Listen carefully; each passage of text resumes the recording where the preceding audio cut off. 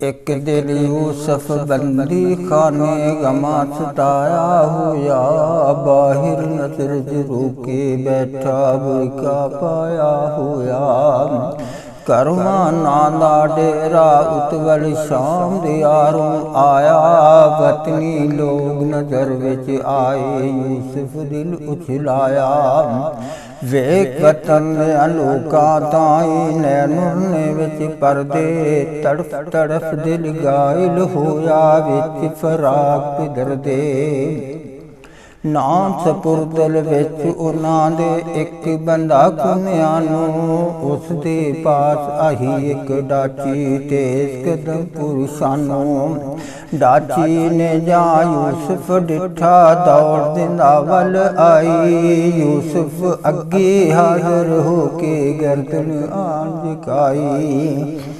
कर आदाब ज़मीते बैठी रो रो अर्ज़ सुनाई, मैं यूसुफ किनियानों आई पुछ सुनेहा काई। मैं यकूब नबी दा यूसुफ की कुछ हाल सुनावा, हाल उसदा मैं आख न सकती, आख छुटे मर जावा। रात दिन विच तेरिया दर्दों खून जिगरदा जारी, विछड़ियों जिस दिन दा यूसुफ हाल कट दशवारी। मर्ग डुकी दरबार उदेते खड़ी उडीके वारी, ओ सरवर महबूब इलाही दम दम विच तैयारी। विच फराक तेरे दे यूसुफ हाल कट दशवारी, उसनू खबर न कित वल वसदी दुनिया हलकत सारी। उस दे गमों समुंद अज मुसीबत उसदी सारी, जिमी फलक थी बारी, उस दे गमों समुंदर नदियां जो छड़न सो वारी। सुन यूसुफ ने दुख पिदरदा कीती गिरियादारी, रोंदे रोंदे दी विच अखीं खून रिया सो जारी।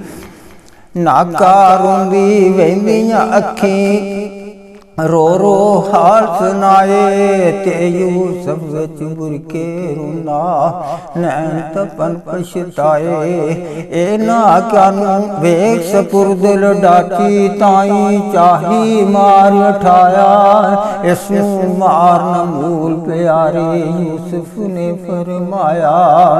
ए ना कानू मार उठावे ते उठे नाई, लैला टिटिस मारून लगा जो करके जो सदाई।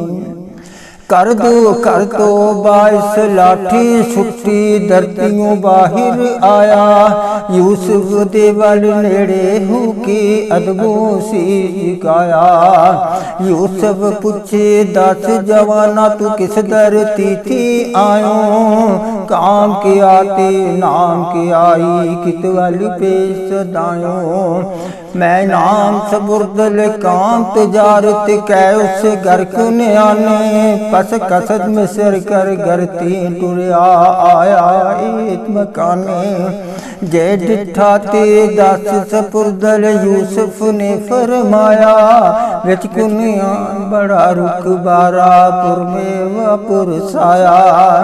जड़ डूंगी ते हरिया भरिया बहुत बुलंद अजाला, शाखा लमिया ते वग झूला झोला सख्ती वाला। नाजुक शाख नरम एक ताजा तोड़ खड़ी इस झूले, हुण ओ रुख बिना इस शाखों खड़ा रह जा डोले।